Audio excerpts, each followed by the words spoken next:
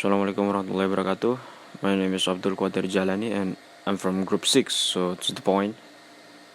Our group wants to presenting about customs and culture between Australia and Indonesia. So the first one is about religion between Australia and Indonesia. In Australia has no official national religion and people are free to practice any religion they choose as long as they obey the law. Australians are also free to not embrace religion. It means that uh, Australian people has no official religion in their country. It's free to practice any religion that what they want, as long as they not provoke religious hatred. It's free to express diversity of views. So, but little majority people from Australian is Christianity. Christian. They pray Jesus. Yes. It's different from Indonesia that only 6 official religions in Indonesia. That was Islam, Protestantism, Catholicism, Hinduism, Buddhism, and Confucianism. And in Indonesia, it's what? The majority religion in Indonesia is Islam.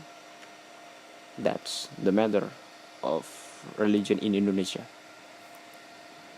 Sometimes we can say that in Indonesia it's free to pray as long as they're not. It's same with ideology from Australia, but it is from the past.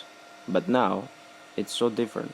We know that from many from many news on TV, from many news on any others, such as last time we know that Muslim people was exploiting the Kurds and that is making any violence to the others. Sorry if the data was error because it is from many opinion and many references that I know from the internet. So next, it's marriage will presented from our friends. Thank you. Okay, the next topic is marriage in Australia. In its early years, Australia always had many more men than women, and some feminist critics have suggested that is affected male attitudes toward women and continues to do even today. As the title of one book on subjects suggests, they were, according to this view, either damned, worse, or God's police. The letter of praise, first coined by the note 19th century reformers Caroline Grisham and disparity in numbers between the two sexes was even worse in the outback, where conditions were hardly conducive to a civilized and life, and where women with children were actively discouraged as being useless and corrupt. The absence gave a new significance to the concept of Australian mothership. Historian Miriam Dixon's point with rhetorical scorn to the fake Australia's unofficial national anthem, Watching Matilda, does not feature a woman, as the title might lead us expect. The eponymous Matilda is Bushman's swag, the cloth in which he cried his few possessions, and waltzing Matilda means merely carrying a swag. Dixon points also the thesis of Russell, word in the Australian legends discussed earlier, and argues that the qualities he described are misogynist to its core. It centers around a style of masculinity that reeks and womanlessness. and the true Australian had a further privilege omitted by Ward, the privilege of despising not only new charms of city folk, but also human beings who were female.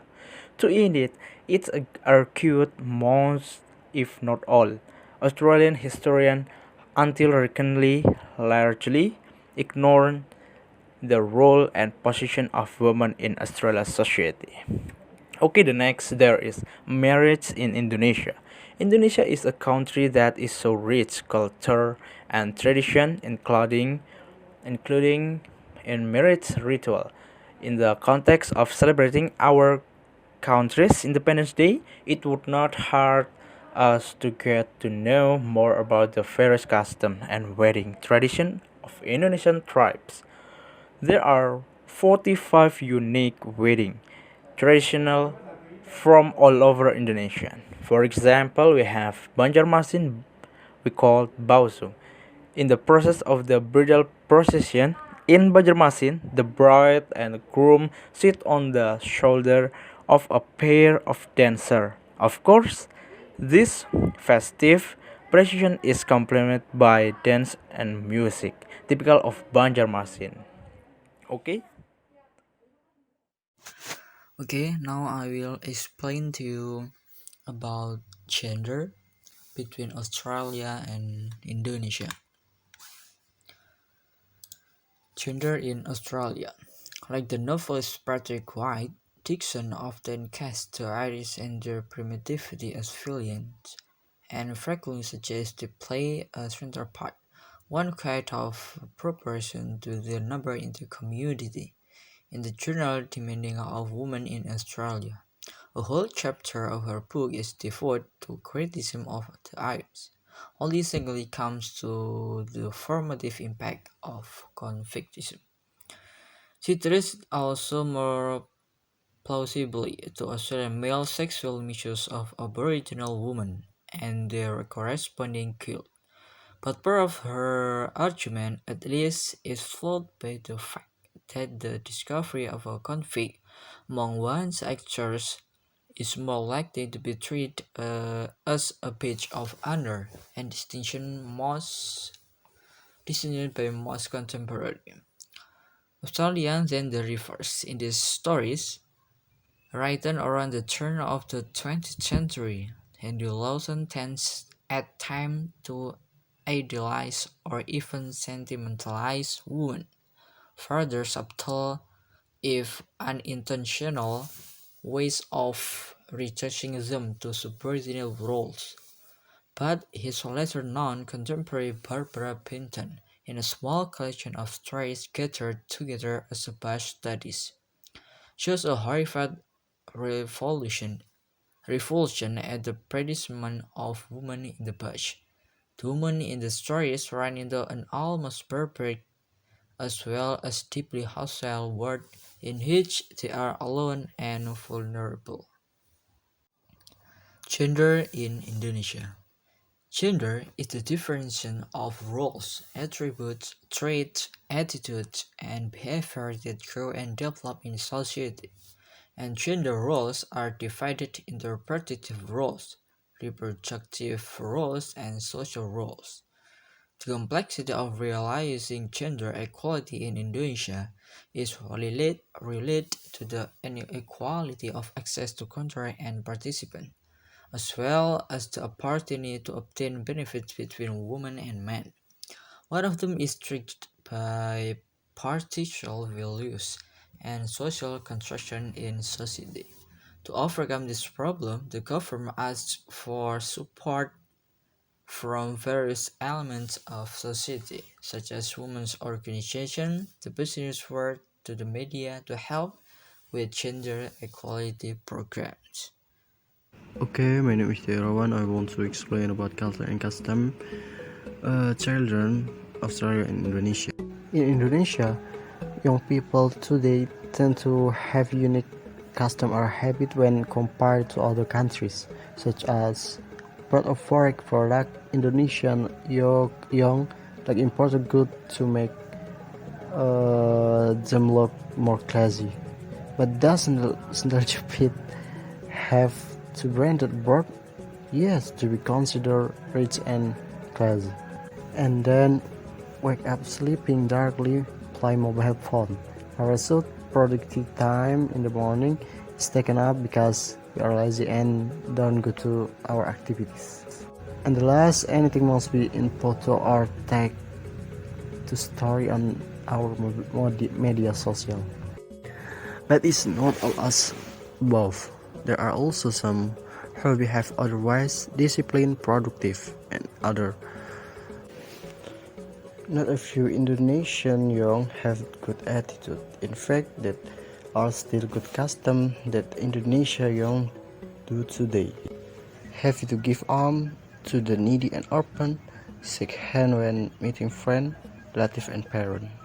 Okay, next about Australia. There is something famous about Australia and their open and friendly demeanor.